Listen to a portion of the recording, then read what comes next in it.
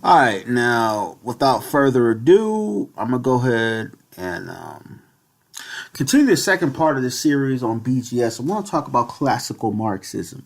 Now, in the last video, I did refer to BGS IMOR as a classical Marxist. Now, in this video, I'm going to go ahead and talk about the points that expound classical Marxism and continue to make my case. Now, this is the Wikipedia article of classical Marxism. Okay, I'm going to begin reading. Okay, classical Marxism refers to the economic, philosophical, and sociological theories expounded by Karl Marx and Friedrich Engels, as contrasted with later developments in Marxism, especially Leninism and Marxism-Leninism. Okay, Karl Marx.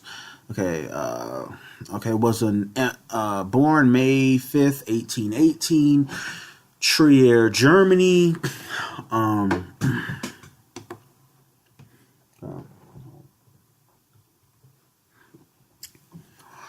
okay. Um,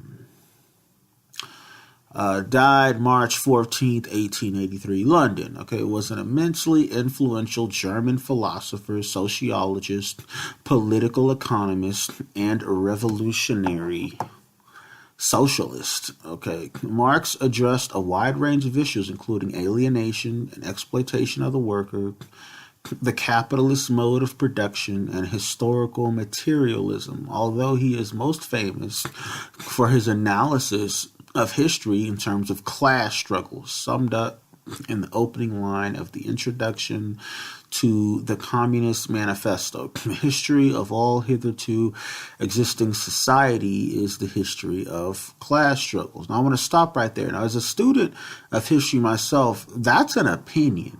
Okay, that's not actually a fact. One thing with Marxists, what they do, including BGS, is they will look at the world around them and they will basically relate the world around them with this whole class struggle narrative. And a lot of times they end up doing it even in situations when it shouldn't be done. Okay, they'll end up doing it. Like I saw BGS do it with the whole Brexit debate, where he tried to make it look like England or was like this, being arrogant for wanting to break away from the European Union, when the reality was that the European Union wasn't benefiting them in any way, shape, or form, and in fact they were footing much of the bill for it, and they weren't getting the majority of the benefits. Okay, so that would be an example right there, but I'm going to go ahead and continue reading. The influence of his ideas, already popular during his life, was given added impetus by the victory of the Russian Bolsheviks in the 1917 October Revolution, and there are few parts of the world which were not significantly touched by Marxian ideas in the course of the 20th century. Okay. As the American Marx scholar Hall Draper remarked, there are few thinkers in modern history whose thought has been so badly misrepresented by Marxists and anti-Marxists alike. Okay, early influences. The early influences on Marx are often grouped into three categories, namely German philosophy, English, Scottish political economy, and French socialism. Okay, German philosophy. Main influence include Immanuel Kant, George Wilhelm Friedrich Hegel, and Ludwig Feuerbach. Okay, Marx studied under one of Hegel's pupils, Bruno Baer, a leader of the circle of young Hegelians to whom Marx attached himself. However, from 1841, he and Engels came to disagree with Baer and the rest of the young Hegelians about socialism and also about the usage of Hegel's dialect, and progressively broke away from German idealism and the young Hegelians. Marx's early writings are thus a response towards Hegel, German idealism, and a break with the rest of the young Hegelians. Marx, okay, stood Hegel on his head in his own view of his role by turning the idealistic dialectic into a materialistic one, in proposing that material circumstances shape ideas instead of the other way around. In this, Marx was following the lead of Feuerbach. His theory of alienation, developed in the Economic and Philosophical Manuscripts of 1844, published in 1932, inspired itself from Feuerbach's critique of the alienation of man in God through the objectivation of all his inherent characteristics. Thus, man projected, on God all qualities which are in fact man's own quality, which defines the human nature. But Marx also criticized Feuerbach for being insufficiently materialistic. English and Scottish political economy. Main influences include Adam Smith and David Ricardo. Marx built on and critiqued the most well-known political economist of his day, the British classical political economists. Marx critiqued Smith and Ricardo for not realizing that their economic concepts reflected specifically capitalist institutions, not innate natural properties of human society, and could not be applied unchanged to all societies. He proposed a systematic correlation between labor values and money prices. And that leads to the whole labor theory of value, which is another theory which makes no sense, basically, and it has not been proven to work in the real world, but yet communist academics and leftist academics cling to it to this day, despite the fact it hasn't produced any results. He claimed that the source of profits under capitalism is value added by workers not paid out in wages. This mechanism operated through and we hear BGS criticize capitalism a lot, talking about how it's about, the elites, the wealthy, taking all the profits from the workers and that whole type of thing, and how if capitalism doesn't get reformed, there's going to be riots in the streets, and if they don't give universal basic income to everyone, people are going to be destroying stuff in the streets and killing, overrunning police stations, and it's going to be pandemonium and all that kind of stuff. But let me continue. This mechanism operated through the distinction between labor power, which workers freely exchanged for their wages, and labor over which asset-holding capitalists thereby gained control. This practical and theoretical distinction was Marx's primary insight and allowed him to develop the concept of surplus value, which distinguished his works from that of Smith and Ricardo. French socialism. And main influences included Jean-Jacques Rousseau, Charles Fourier, Henry de Saint-Simon, Pierre-Joseph Proudhon, and Louis Blanc. Rousseau was one of the first modern writers to seriously attack the institution of private property, and is sometimes considered a forebear of modern socialism and communism, though Marx rarely mentions Rousseau in his writings. In 1833, France was experiencing a number of social problems arising out of the Industrial Revolution. A number of sweeping plans of reform were developed by thinkers on the political left. Among the more grandiose plans of Charles Fourier and the followers of Saint-Simon. Fourier wanted to replace modern cities with utopian communities, while the Saint-Simonians advocate directing the economy by manipulating credit. Although these programs did not have much support, they did expand the political and social imagination of Marx. And that's one thing we hear BGS talk about these, how in the future, automation will make it so that no one has to work, and we'll just, people will eat food that comes in like these little pills, and they just pop it in the microwave and it turns into a meal, like these futuristic utopias, but really they're really dystopians, because a society like that will put too much control in the hands of either these tech companies or any government who comes to dominate this type of paradigm. And it's basically a society where people are no longer productive. They're just wards of the state. And,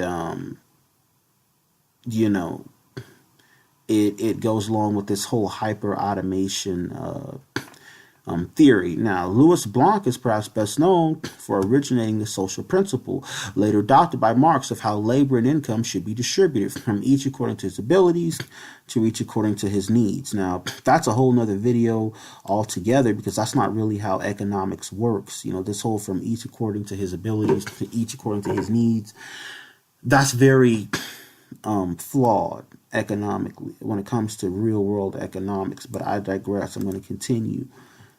Pierre Joseph Proudhon participated in the February 1848 uprising and the composition of what he termed the first Republican proclamation of the new republic, but he had misgivings about the new government because it was pursuing political reform at the expense of the socioeconomic reform which Proudhon considered basic. Proudhon published his own perspective for reform, Solution du Problème Social, in which he laid out a program of mutual financial cooperation among workers. He believed this would transfer control of the economic relations from capitalists and financiers to workers. It was Proudhon's book, What is Property, that convinced the young Karl Marx that private property should be abolished. Okay? All right. Now, let's continue reading.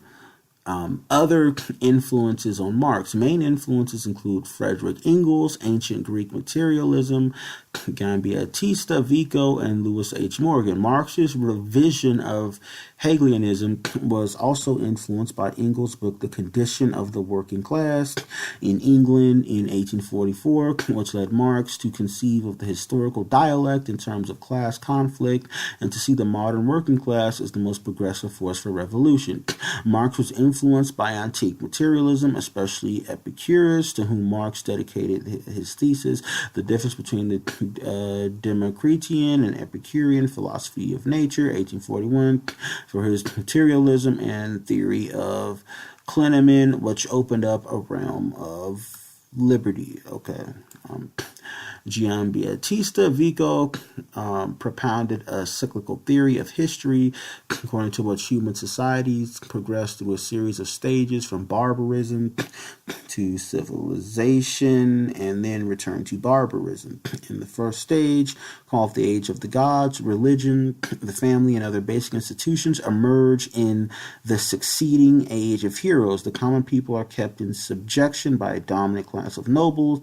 In the final stage, the Age of Men, the people rebel and win equality, but in the process, society begins to disintegrate. Vico's influence on Marx is obvious. And like I said, this is another point. When I said, you know, these classical Marxists, they have this philosophy where in order for them to get what they want, they have to literally destroy everything. They have to destroy the world, destroy society, make everybody suffer. They have to get rid of the family. Okay, so it says religion, family, and other basic institutions. Okay, they see those things as oppressive. You know, the things that actually make up the bedrock of a society. Okay, they see those things as oppressive because those are the things that actually keep a society stable and will make it so that a society doesn't find Marx a lot of the Marxist concepts appealing.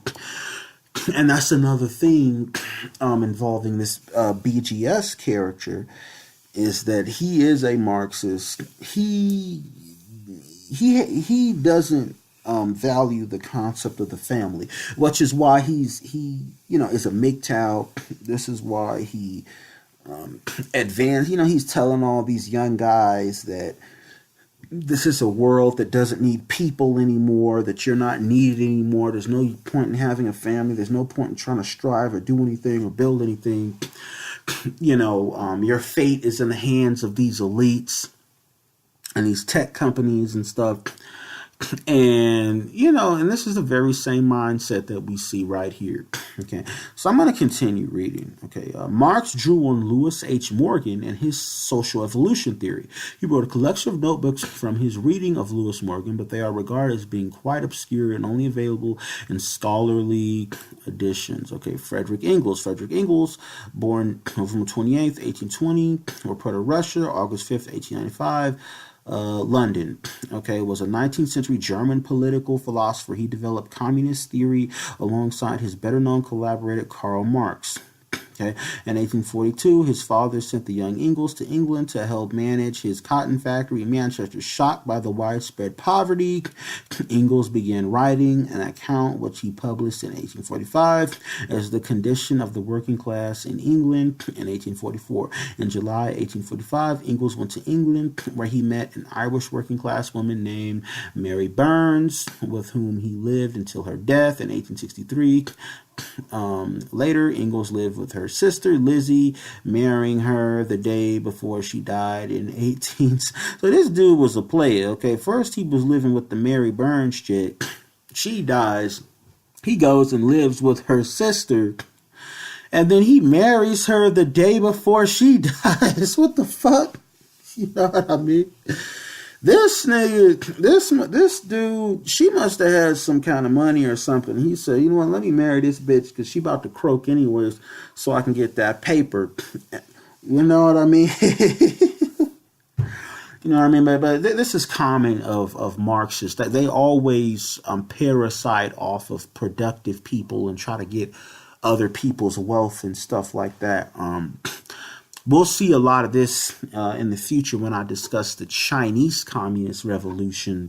But there's another thing I want to cover in the future. But there's a lot of very similar themes. Okay? But let me finish. These women may have introduced him to the Chartist movement, of whose leaders he met several, including George Harney. Engels actively participated in the Revolution of 1848, taking part in the uprising at Elberfeld. Engels fought in the Baden campaign against the Prussians. July 1849, as the aide-de-camp of August Willich, who commanded a free corps in the Baden-Palatinate uprising. Okay. Marx and Engels. Marx and Engels first met in person in September 1844. They discovered they had similar views on philosophy and capitalism and decided to work together, producing a number of works, including The Holy Family, after the French authorities deported Marx from France in January 1845.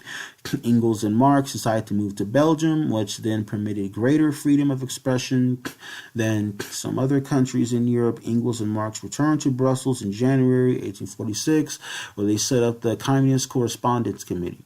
Okay. In 1847, Engels and Marx began writing a pamphlet together based on Engels, The Principle of Communism. They completed the 12,000-word pamphlet in 6 weeks, writing it in such a manner as to make communism understandable to a wide audience, and published it as the Communist Manifesto in February 1848. In March, Belgium expelled both Engels and Marx and moved to Cologne, where they began to publish a radical newspaper, the New Rens Young. By 1849, both Engels and Marx had to leave Germany and move to London. Prussian authorities applied pressure on the British government to expel the two men, but Prime Minister Lord John Russell refused.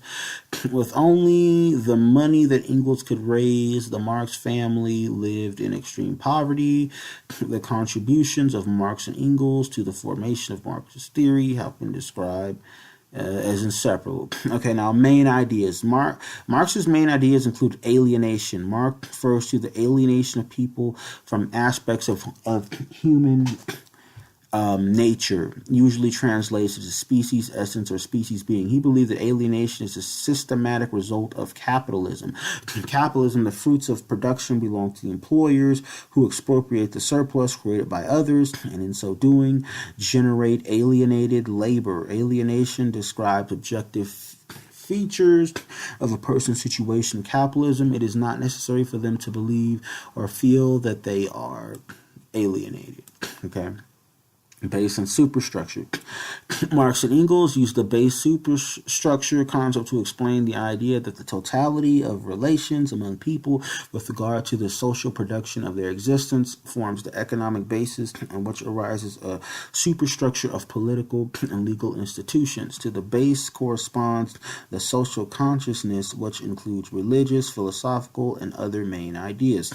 The base conditions both the superstructure and the social consciousness, a conflict between the development of material productive forces and the relations of production causes social revolutions, and the resulting change in the economic basis will sooner or later lead to the transformation of the superstructure. Okay, for Marx, this relationship is not a one-way process. It is reflexive, and the base determines the superstructure in the first instance at the same time as it remains the foundation of a form of social organization which is itself transformed as an element in the overall dialectical process. The relationship between superstructure and base is considered to be a dialectical one, ineffable in a sense, except as it unfolds in its material reality in the actual historical process, which scientific socialism aims to and ultimately to guide. Okay, class consciousness, okay, which is another thing. As you hear BGS always talk about this whole class mindset, how his belief that the United States is going to get rid of its racial hierarchy and will adopt a class hierarchy, that whole type of thing. Okay, class consciousness. Class consciousness refers to the awareness both of itself and of the social world around it that a social class possesses, and its capacity to act in its own rational interest based on this awareness. Thus, class consciousness must be attained before the class may mount a successful revolution. However, other methods of revolutionary action have been developed, such as vanguardism. Okay.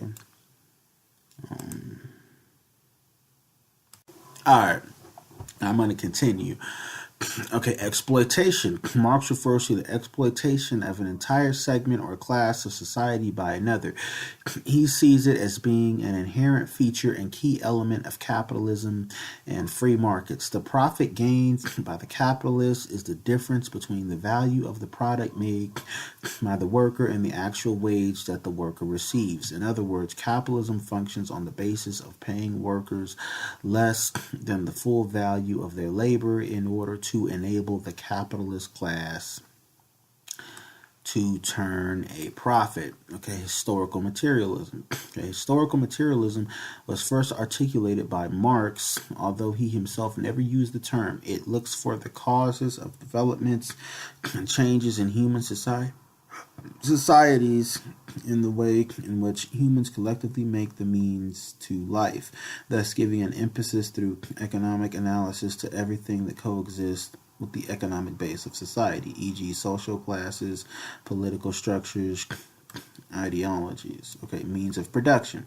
The means of production are a combination of the means of labor and the subject of labor used by workers to make product. So the means of labor include machines, tools, equipment, infrastructure, and all those things with the aid of which man acts upon the subject of labor and transforms it.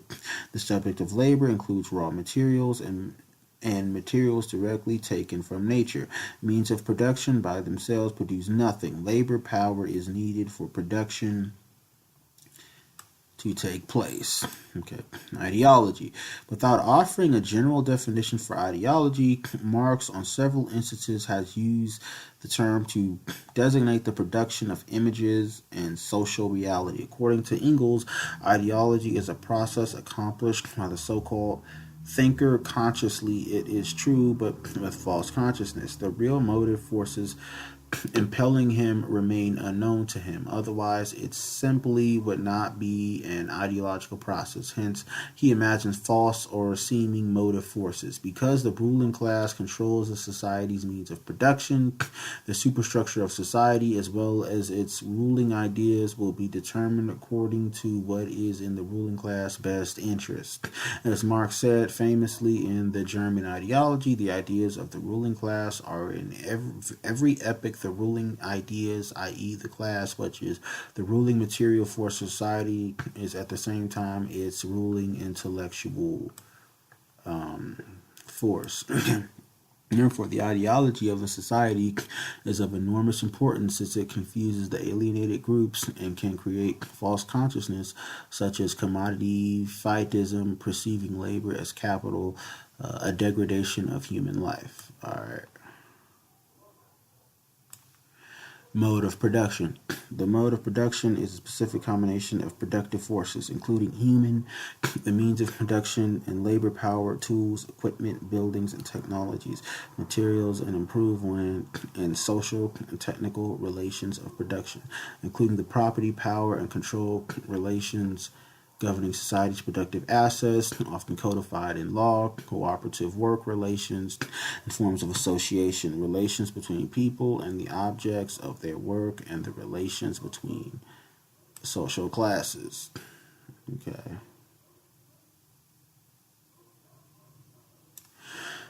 Political economy. The term political economy originally meant the study of the conditions under which production was organized in the nation states of the newborn capitalist system.